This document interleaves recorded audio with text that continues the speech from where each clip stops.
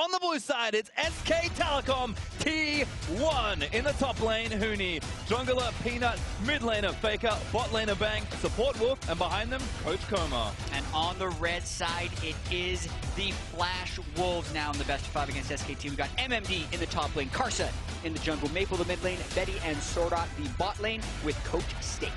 And I do love that every game has to start with the champ select, because I think that's the obvious jumping off point here. One of SKT's more obvious weaknesses of the few they've had this tournament has been in draft. Yeah, and you have to question when SKT starts the group stage 5-0 and is unanimously looking like the top seed, how generic do their drafts become because they want to hide strategies? There were definitely some questionable things about their drafts, picking Orianna into bad matchups, blinding the Galio without any good inherent synergies, and they were punished for those things in the group stage. But like Krepo pointed out on the analyst desk, I think that will change for the bracket stage. And of course, SKT, because they have the runs on the board, deserve those high expectations. It's easy to say generic drafts when they've come back in the bracket stage so frequently and made things happen. So we give them the high expectations because of their wins. Well, the rain has come through and a storm is brewing here in the Jeunesse Arena. Here's pick ban for game number 1. SKT did select blue side here, and they'll start with Zyra and Syndra as their bans. Flash was on the other side, Twitch banned away from Bang, and Kennen away from Huni. Yeah, and for Flash Wolves, this is not too different than their bans against SKT in the group stage. The Kennen was banned against Huni in all games, the Twitch was banned against Bang later on, and the question will be whether or not they ban Fiora against Huni, because that was a blind pick champion that Huni pulled out against Flash Wolves in their first match. Now, something I want to point out is that SK Telecom has not banned LeBlanc. In every game they played in group stage, they banned LeBlanc on blue and red side. Faker hasn't played it this year, even though it is one of his most famous picks. Flash Wolves have actually only ever banned it once, and now as the time ticks on, they wonder, would they actually first pick it? Would SKT show the LeBlanc early in the draft? And with the Lee Sin ban and the Fiora ban coming through, we know that Lulu and Karma are both on the table. But specifically here, Papa Smithy and I were talking about this. We thought this scenario could happen where they would then pick Graves and dare Flash Wolves to pick the Lulu and the Karma, but they've opted not to, with Lulu as being the highest priority. There are definitely teams in this tournament like SKT. You would never let them draft on the red side, both because they have Bang, because they are a team that have shown through multiple years they can play through the AD carry role. We don't really expect that from Flash Wolves, but regardless, they have first picked the Lulu, so picks like the Lee Sin, which were banned away, are interesting. And the Ivern that Karsa hasn't played this tournament. He's been playing in solo queue. He's flashed it. It's a best of 5. We can still see it. Instead, Karma Graves did their first pickups, but I do like that little bit of flair for maybe a mind game there as SKT move over to their next 2 picks of this draft. Yeah, and now with Graves and Lee Sin off, well, there you go. He does it. That's the next natural jungler. A lot of teams will put Ivern above it, and if there is a team that would do it, since SKT have the ability to carry out of any lane, the Ivern theoretically fits SKT better than it would the Flash Wolves. But it's a new SKT again. Peanut may go through jungle tier list, but it was always the jungle fighter tier list. It was always Elise being mixed up in this scenario with the Lee Sin gone. It's a very different style comp, and also a very early draft of the Caitlyn. Twitch is, of course, the comp they would want to run with the shielding, but they're going to go for the Caitlyn this spot. And thinking about the game Flash Wolves beat SKT, that was when Bang was on Varus, got early kills, but was unable to convert that. Now with the Caitlyn and also having Lulu and Ivern, if Bang is to get ahead, it is incredibly difficult for Flash Wolves to turn that around. Well, there's the Ashe pick for the Flash Wolves. They do want to take an ADC here, so they will. Now we'll move into our next ban phase. And the thing I love about this from SK Telecom, not just that it's very strong and it's kind of a new thing they haven't showed too much of. Faker can also play Lulu mid. It is unlikely, but the sheer flexibility this team has in draft is exactly why it's hard to play them. And my excitement is scrutinizing Peanut's Ivern, because his Ivern jungle pathing, the first time we saw it play, it was his first competitive game on it, was pretty poor, honestly. It seemed like very much a new pick for him, where he's picking up in scrims recently, so I want to see what sort of adaptations he makes, because we've seen so much Ivern and very little overlap in Ivern routes so far this tournament. I agree, and Peanut's Ivern was not very strong. With the second phase of bans coming through, you wonder how the rest of the team compositions are going to float in. What's interesting here is the fact that Fizz Flex pick wasn't taken at all by Flash Wolves. They would rather not have Betty being banned out instead of having a flex pick Fizz. And amusingly, Syndra was banned on blue side, so honestly the obvious flex is into the Syndra as a blocker or to open up Syndra like the Flash Wolves were able to do last time these two teams met. Okay, ban the Syndra, remove that possibility. Again, the tantalizing pick for me is the LeBlanc that so far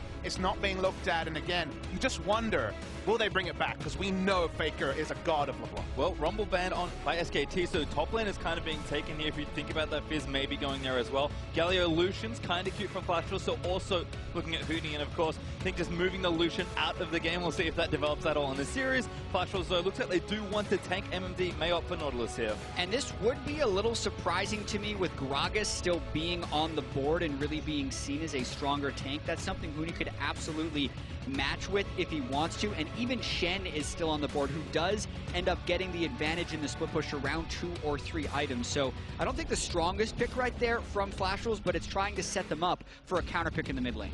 Now we get the answer on the mid lane question. It could still be the Lulu. The Orianna's still available. Yep. Haven't been convinced with a lot of the Orianna drafts we saw, especially towards the tail end, the second round robin of group stage. Sure, they have a ball carrier here definitely in the Shen, but this is very low damage comp from the side of SKT. It's very focused on Caitlyn, even if Orianna 4,000 ELO shockwaves are possible from Faker. Well, my question was, does Maple just say, all right, the gauntlet has been thrown, LeBlanc has been left open the entire time, is he just going to take it here? To some degree it was left open, but the thing to remember, Pastry Time, is the first pick was Lulu that we've seen lane very well into LeBlanc, so it's kind of a blocker until SKT committed on a mid laner, and now it's Orianna. You do kind of have the latitude to run the LeBlanc, to try to play the 1-3-1, because late game, if these teams are all grouped up as 5, you have to favor protect the AD carry, and especially protect the bank. Yeah, SKT's team composition has so much late game insurance, but they also have pretty strong early games in both the mid and the bottom lanes. Yes, LeBlanc can get going and almost feels to randomly snowball a lot of games if she can make it into the side lanes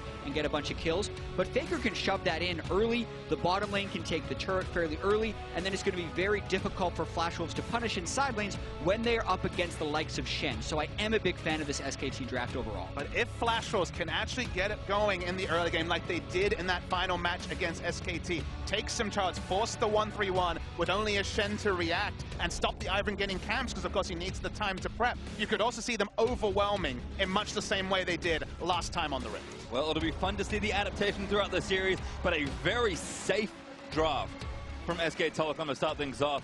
I think on the Flash Wolves side, if you look at Castle, you look at Maple, the two we're always looking to go up. These are very proactive picks for them to really open up a game. So a lot of things we thought were going to happen kind of eventuate here in the first draft. Yeah, and something that SK Telecom's team comp lacks is a surefire way of initiating. They're basically hoping that Faker can sneak in a shockwave somewhere, or that Hootie can land an impressive flash taunt. This is a very common thing for SKT to do in team compositions, but if they are caught a little bit on the back foot, it is much more difficult for them to create openings.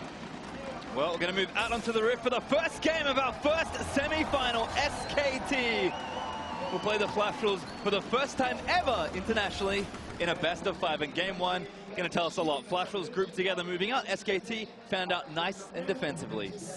And honestly, SKT's playstyle this tournament has been a little bit less than what I would expect in terms of style, because you look at some of their numbers as hopefully no one gets caught out in a brush like we've seen already this tournament, although Sword Art's walking in first.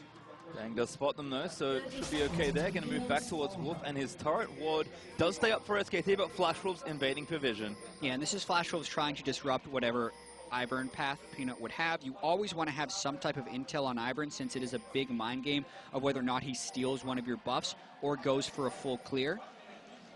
Was that very innovative path. Some would call it bad, but innovative path from Peanut the first time we saw them.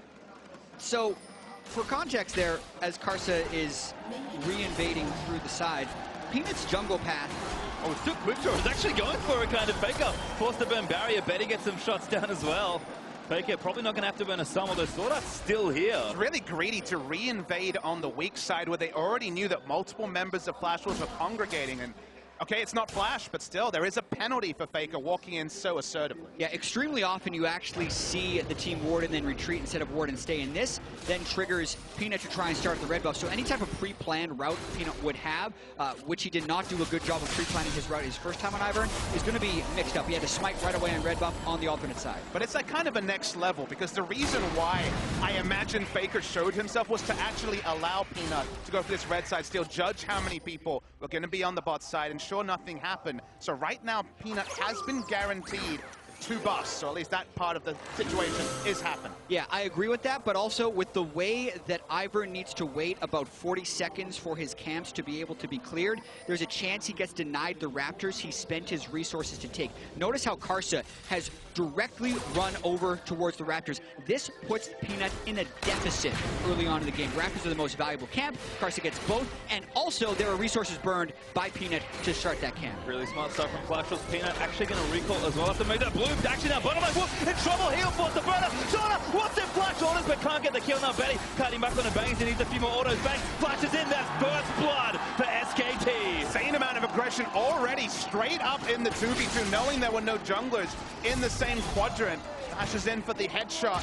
Does bang, and already a kill in the 2v2. Now mid lane, Maple actually going to force Faker's Flash, does get the chain. Karsa was ready to jump on that play. Yeah, and I feel like that's an insane amount of greed in the bottom lane by Betty and Swordart, trying to make a big play in a matchup where they feel they are disadvantaged. The Caitlyn getting a few kills is all SKT need to do to win this game entirely. So to go so aggressive with the risk of that coming back to haunt you, Flash Wolves pay the price. We're looking for the first moments of why this happened. Level 2 is hit first by Flash Wars, but level 2 also is counter hit, and all the resources used on Wolf, including Flash for an ult that was never going to kill. Karsa's bot lane though. No sums here, so they may have overstayed. Flash forward there, Wolf is going to be the target. There's damage back. Karsa finally grabs the trade.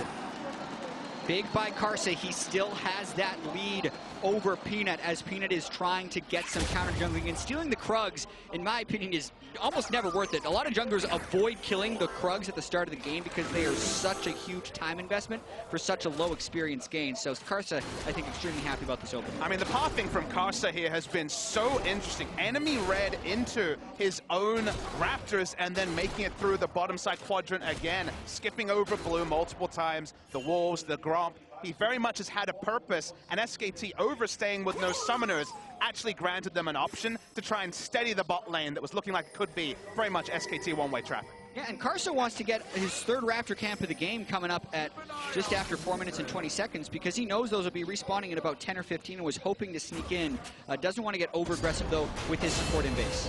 Vision, though, Peanut actually taking down the Scry's Bloom, able to spot him coming out. Betty also doing the opposite for Flash Rules, getting some vision with the Hawk shot. So great team play in this bottom half for both sides right now.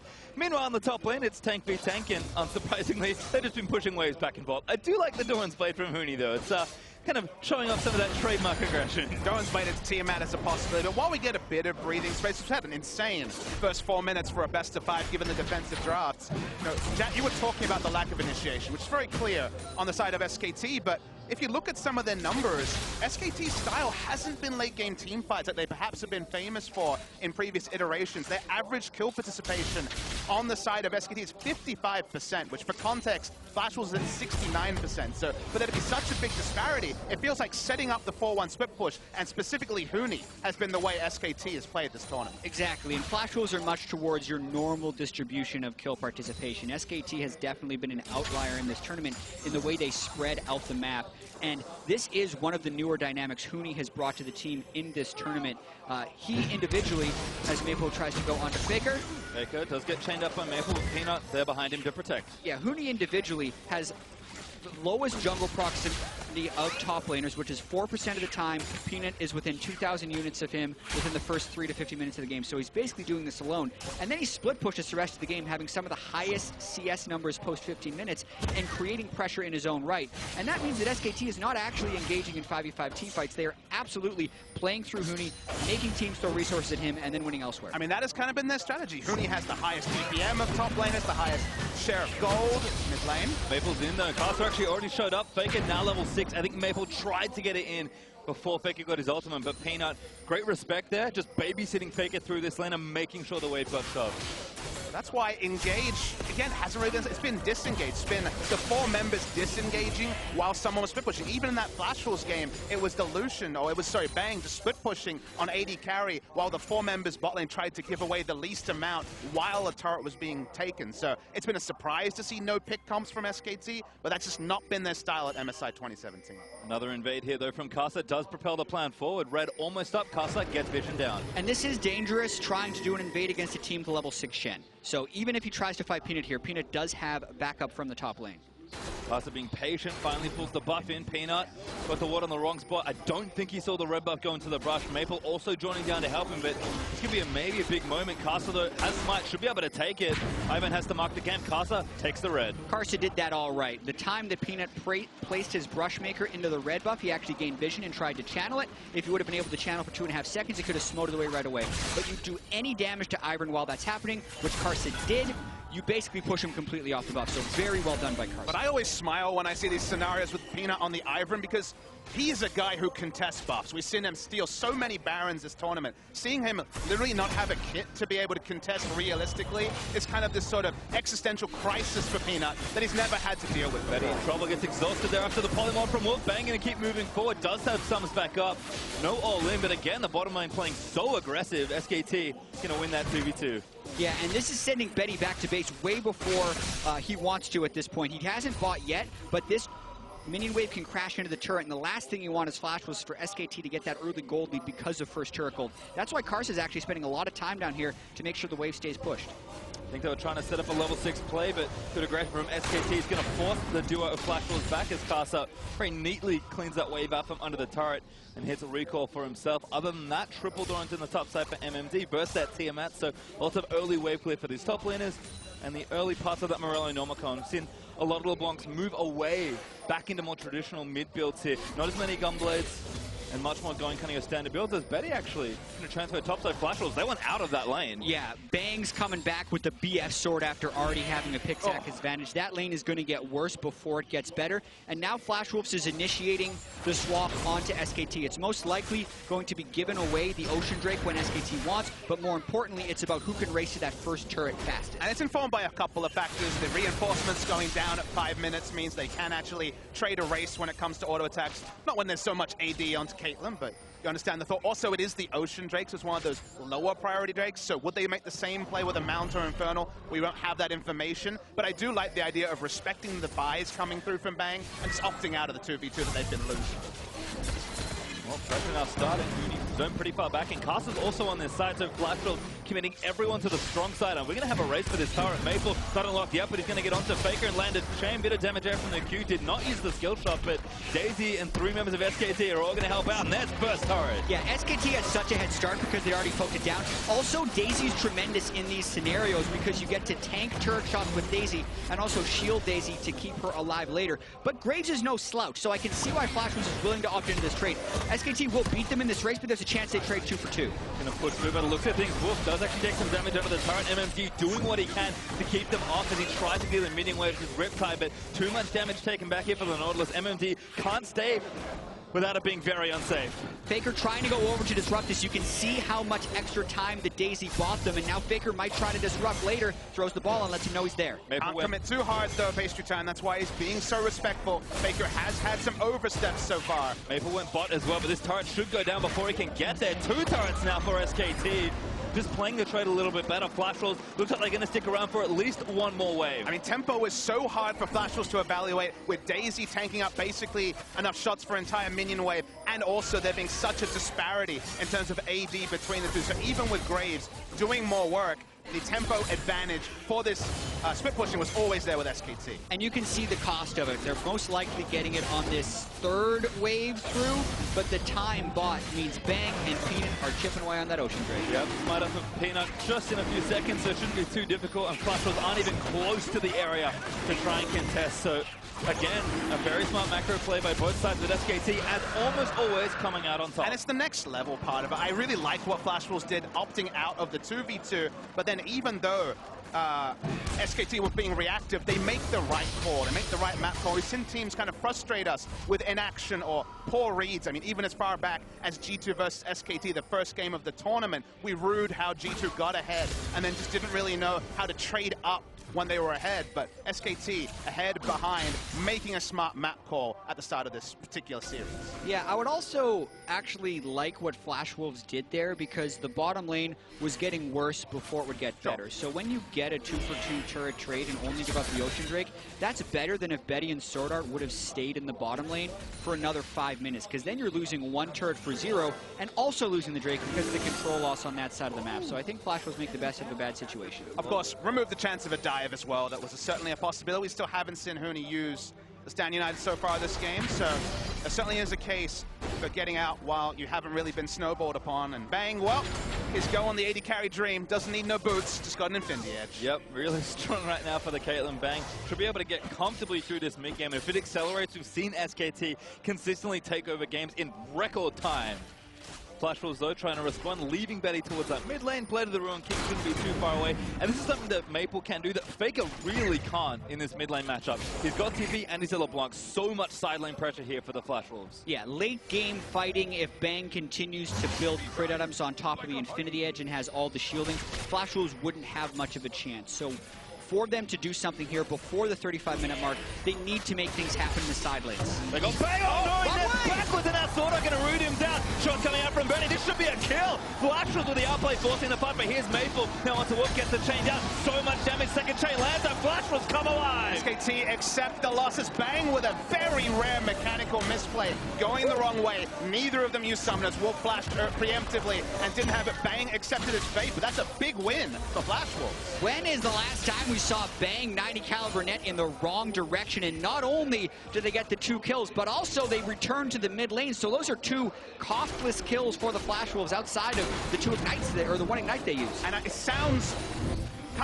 kind of over the top to actually put the scrutiny on Bang, who has been so reliable. But he made some questionable arcane shifts forward on his Ezreal earlier this tournament, and then makes a straight up misplay in that area. So maybe the microscope has to go on at least a little bit. Maple trades up and even gets a 2nd kill. So Flash Wolves, they are ahead in gold, even if just by a small measure at 13 minutes. Also gets a blue buff, so Maple feeling nice and healthy. Able to use that TP to finish off the back end of that play and takes down Wolf. Faker CSing well. Nice and even, just been playing safe and very respectfully this time around. Maple has tried to get aggressive, but Faker has been able to curb that for these first 14 minutes.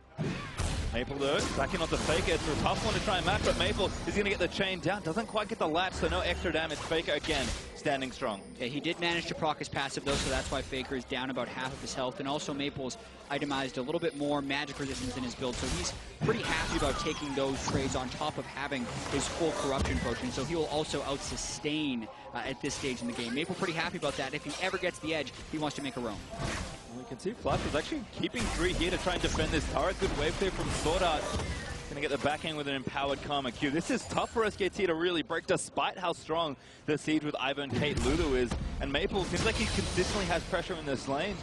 I mean, top lane's looking good for SKT, but they're haven't made really a risky play yet. There's no dive just yet with the Shen. And SKT is happy to play into Flash Wolves a little bit. And I want the viewers to know that there's certainly an inevitability about late game team fights, but not necessarily about the game, because Flash Wolves do have a lot of tools to play the late game smartly. They still have a 1-3-1 that SKT will struggle to match, just not having access to the teleport LeBlanc with wave clear. They do have strong engage if SKT tried to play the 4-1 they played so frequently. So there is a lot of options in the Flash Wolves comp. It isn't just, well, the timer hit 35 minutes, the items are there, the game is over.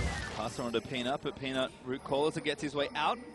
Can actually blast his way over and make sure he collects the Krugs on this side of the jungle.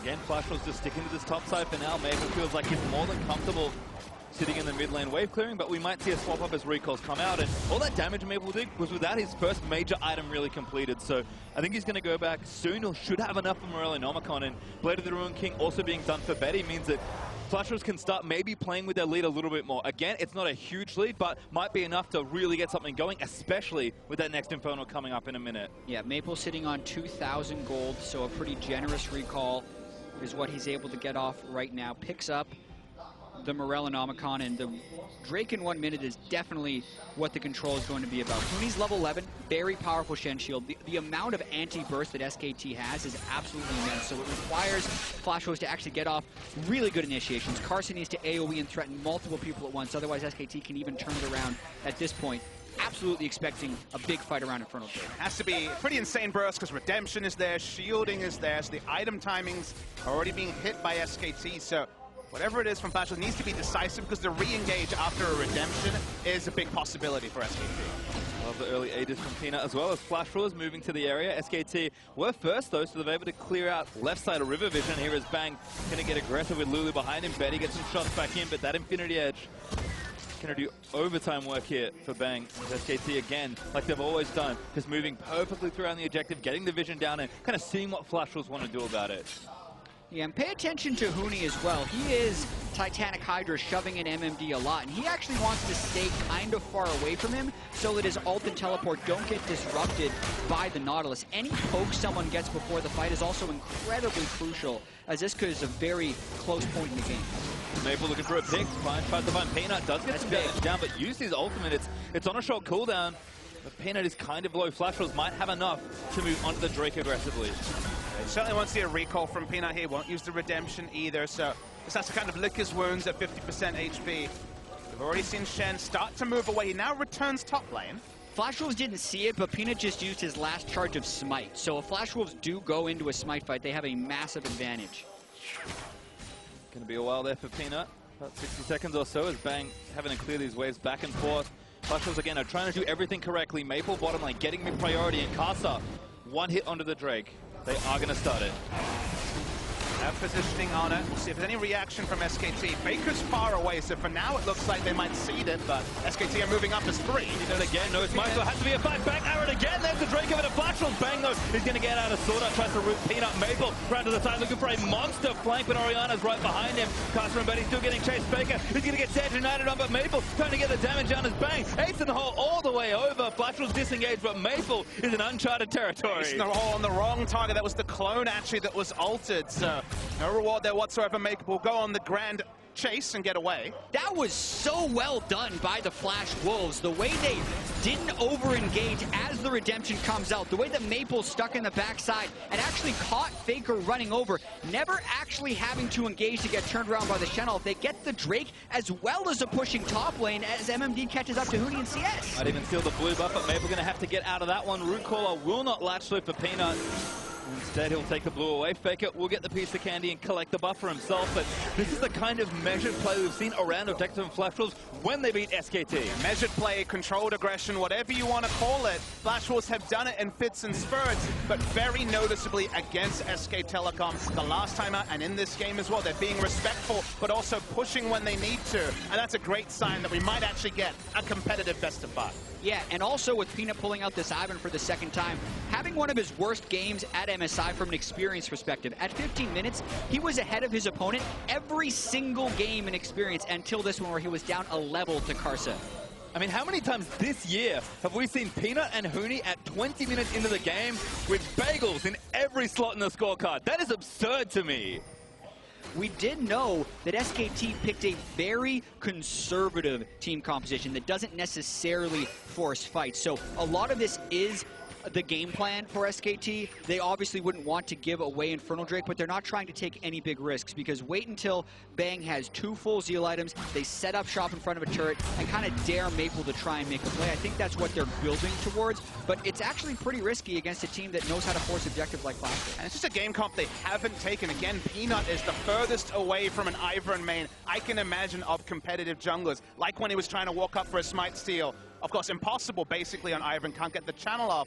This is just not something that he's used to, so it does feel like that in some cases the execution is certainly not there, and it's surprising to see. Now, it is the first game of a best of 5, so if you're going to try something new, it's a great time. But for now, the results have been up and down. Yeah, and they're trying the 4-1 right now. Ivern is obnoxious in the mid lane, especially with Caitlyn and all the shield that they did want to set up shop, but interestingly enough, they're not actually sticking to it. They're respecting the LeBlanc flank pretty substantially. There's an excellent flow of pressure in this game here, although actually a gank, no, not quite onto Huni. Flash Wolves dip down and see what they can get done. I mean, we're really playing side lane versus mid lane right now. SKT are trying to bust down this mid turret and get the map opened up, and Flash Wolves say, we have 2 TPs, we're just playing the side lanes and running you around. SKT has to be respectful because they don't have vision on the blue side jungle of Flash Wolves, so they don't see members of Flash Wolves. Huni could be getting collapsed on. Maple is around, but he does get ace in the hole by Bang, who is the biggest member of SKT right now. Turret is low, Bang shooting where he can from the Blast Rock. Flash was maybe looking for something here. MMD blast cones over aggressively, trying to posture. Maple in as well. Arrow hits Fake again as Maple dives through to Flash Rock from MMD, but Faker, 3-man took him out, knock on the Bang, gets exploded by Casa, and that's almost all the damage. Maple is going to move in now. Faker gets hooked by MMD. SKT fighting a 5v4 as best they can. Sorta takes a big chunk of damage. SKT looking to disengage. That was a ton of damage into Bang right there. Doesn't use his shield, but that's because he thought he was going to be over-shielded. The fight continues. Huni now caught by MMD, but the Polymorph is going to keep the Nautilus away, but now Hook planted onto Huni. Benny laying arrows into the back of Shen. Whoop, this doesn't have any more protection, but Ivan does as he runs back to Peanut. Flash Wolves, though, what incredible target selection to just get one kill. I mean, the target was so clear, everyone understood it, but the fact they could actually kill him through Command Protect, the Ivan Shield, the Shen Stand United, and also Wolf's suite of healing and shielding lets you know just how much damage they had to dump. It will get more and more as the game goes on, but third time Bang's been hit by one of these Ash arrows, and the Wombo is clear from Flash. Yeah, they get the Graves ult to actually get the last hit. All of the shields were used on him, and he was unable to stay alive. He is getting caught out too often with that type of front line. He cannot be hit by those Ash arrows, especially after using his E. Maple in again. Peanut now going to be the one rooted up. Flash ball, but Maple lands another long-range chain. This goes over into the rim of Casa. Flashes instantly. The Flash Wolves out for blood. Peanut dead. Flash Wolves' aggression is really getting them advantages. Peanut thought he was safe, but Flash Wolves slipped in, hit that second chain, which was the money one, and now suddenly this game's turned on its head. And the key to Flash Wolves when they do beat SKT is that when they get those picks, they're able to convert them into objectives. So it's very critical that they're able to get something out of this, whether it's more vision control for later play or to actually open up this mid lane, which is so hard to do against that wave clear. Been the holy grail of the game for both these teams, it feels like, but damage, chip damage is not enough on this turret. They do get it lower, but Maple has to go back to answer the side lane. TP is down for now, and again, the push and pull starts. Betty finally misses an arrow, but the target once again was Bang. And Bang cannot go. QSS needs to build damage. You can see a Chalice, a Chalice into a Mikhails will be coming through eventually, but he needs to build the damage. He doesn't have the latitude to go QSS and have more damage fall off, and thus he really needs to keep sidestepping these arrows until that Mikhails is complete. Big long lanes to play in as well. MMT has almost got the wave down to that bottom outer turret, but Huni is there to answer. Ultimate not quite up just yet, but he will have his teleport. So again, Flash will need to respect all the globals on the map as it watches again. Maple, such great flanks already this game. He wasn't spotted and got the first chain. The second chain, though, was the one that really separated Maple from a lot of players. And Carson and Maple, they are the duo, and they were single-minded, and they picked up the kill on Peanut. Yeah, gaining a lot of control in that side of the jungle. Ocean Drake will be up as of now, actually, and they're still setting up the split push because they can threaten both Baron and Drake theoretically at the same time. It's all about their level of deep vision and how much they can penetrate the jungle with Maple and Betty's vision. The overall tension in this game is just insanely high. I mean, the reason that Flash can't get much more of a lead than the 2,000 gold they've now got is because the map is still so closed in the center. These mid-outer turrets are so low, and as soon as one breaks open, I think both teams can leap into action. And SKT, yes, they're behind, but you cannot fault this team at almost any stage of the game. And with this kind of comp, you can just see Bang, almost 2 items. Faker, now with 2 items. This is just getting scarier and scarier, and Flashwolves, they're playing proactively, but that needs to keep happening. Yeah, and Bang will have to play better as this late game progresses. If they're going to have her protect the Caitlyn, he has to be in positions where they're able to protect him. It's going to be tricky right now because SKT definitely doesn't look to be firing on all cylinders or being that crazy, angry SKT we may have expected from game 1. I want to draw your attention to the fact that right now Peanut is 1,700 gold down on Ivan. Certainly a thing that can happen, but what the reality is, and one of the reasons why we only saw a single Ivan pick in Korea during the whole course of the LCK, there were a couple of bans, but only a single pick, is the big problem is when you fall behind, especially to a 1-3-1 comp, you don't get access to many jungle camps, which in a normal game are going to be shared between the jungler and the rest of the team anyway, and you can just fall further and further behind and not really be able to actually offer up much of a contest if you're Ivan. Yeah, I feel like Peanut also just not comfortable on this pick. I think Ivern has proven to be a first pickable jungler and something that can work in almost every situation at this tournament, but not when you are channeling the wrong camps at the start of the game and not getting that early advantage where Ivern generally thrives. This is the second game in a row where Peanut did not have a good early jungle path. And I think for once, SKT's incredibly high Drake priority might have actually cost them something they didn't want to give up. Flash Wolves, they trade the Ocean Drake for that mid-outer turret, and yes, their mid-outer is also very low, but I was talking about the map being opened up, MMD getting pressure down, the TPs are starting to come back up. Flash Wolves, they have a few moments in these next minutes to really bust the game wide open. But the issue with SKT is they can't really force much. They don't have a comp that can force, so even if they're trading down in terms of effectiveness, as we see them actually taken out of mid lane. Banger can get stunned up, but the arrows are there. Flash Wolves fighting 2v3, 2v4 with Daisy in the mix as well. Flash Wolves disengage it. Oh, could turn it back around. Faker does get the shockwave on the caster, but that's a cooldown burn as Flash Wolves are collapsing. MMD coming in for the right-hand side. Maple looking for the flame join. He's going to flash it out. Maple getting in there, but there's the death touch on. Bang does take out Sword Art. SKT may have just defended Maple. Getting a caught. He's forced to flash the Sword away, but Faker chasing in. Needs one more auto. Gets it now. MMD back with the blast code into SKT. Going to flash out of the way, but Faker going to keep chasing. Root Call lands from Peanut. MMD, he's tanky, but it's not enough. There's SKT with the team fight. And listen, that's their way of forcing you. Throw down Daisy in the mid lane, and you force the other team to come to you. Shut down from Bang. This fight was so much better from Bang. Had to flash defensively, straight into basically melee range of a Karma, took her out, and then the target selection there, much cleaner. And you make that play at 27 minutes, and suddenly, Baron is a real objective. Yeah, this is what we saw from the SKT draft. They needed to be able to withstand and not get starved out in vision by the Flash Wolves. Flash Wolves were hesitating for a second, and the way they collapse, they stick around a little bit too long in the mid lane and allow Bang to get out a lot of poke so that they can't all focus Bang at the same time. And now SKT in total control. We get to catch this replay. So Bang is caught in the front line, but this time the shielding is early and is effective. They get Bang up to basically full health with the redemption. You can see Nautilus is coming up. LeBlanc is coming from behind, but the formation from SKT is strong. They finally get the slip onto Bang, but wait for the flash. Yeah, Betty and Sword Art are actually out of this fight early, so Bang actually just flashes straight to killing Sword Art.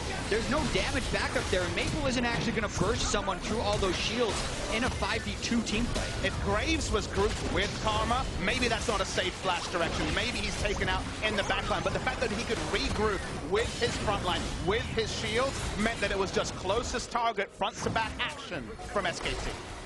And now, the impossibility of playing SKT is kind of here once again. It just doesn't really matter how far ahead you feel sometimes, because when this team starts winning, they just take everything off the map. And that damage tells a lot. When Caitlyn's the biggest number, you know that SKT almost certainly won a fight. So finally Bang got through the early hiccups. It's early here, it's 3 p.m. for gamers, that can be the morning, so he's getting through some of those jitters. It's back to the Bang we thought we would see, but certainly didn't hit the rift for the first 20. Yeah, and he also goes QSS on top of having a McHale's from full, so they can cleanse multiple CCs, assuming they don't overlap. Flash Wolves doesn't want to let them set up. They're teleporting in with the Blanc, trying to get that initiation this time. Bang ulted up again, but the shield should be able to keep him alive. He's got no other stuns, but Maple trying to do damage on the other side. Wildbro burnt on Warp, but SKT just has too much strength here. MMD fighting in the middle, but Daisy's going to knock him up. Just too much here. Redemption's going to heal him for a little while longer. Shield isn't enough to keep him alive. Peanut actually gets last hit credit, and now Bang just straightforward with the Lulu playing up. And unless Flash Wolves is splitting SKT up, this 5-man team composition is immensely effective. You can see even with some of the catches and making Wolfald himself on Lulu, Bang's still full health and pushing forward. It's also very optimistic to actually choose the time to engage, which, as you say, it's not necessarily the best route to play when the Baron buff is being written by SKT. They already have it, they're already putting it to good use. That's the base broken. And SKT, after so many sidesteps, so much great play from the Flash Wolves, the result looks like it'll still say SKT 1-0. They're not done, and Maple doesn't have his TP, so SKT are actually going to go for the Nexus turret tip. Carter gets caught out. That's a kill again for Bang. Cooney moves forward, tries to find Betty, but Betty's going to kite back. Stands United, though, going to keep Bang himself alive, and he's just laying shots into the back. Ace in the whole block by Sword Art. Faker forced the flash with the shockwave. Nexus turret number 2 down. As now the Nexus is exposed, and SKT in one fell swoop may well end this game. Maple polymarked up, dead to Hooney, as Hooney now get wild growth up so they can finish the rest of the fight. Betty is tickling the tanks in the front line, and SKT just will not be stopped. Sword Art trumped out into oblivion, and that's going to be game 1, SK Telecom. It was over right when it started,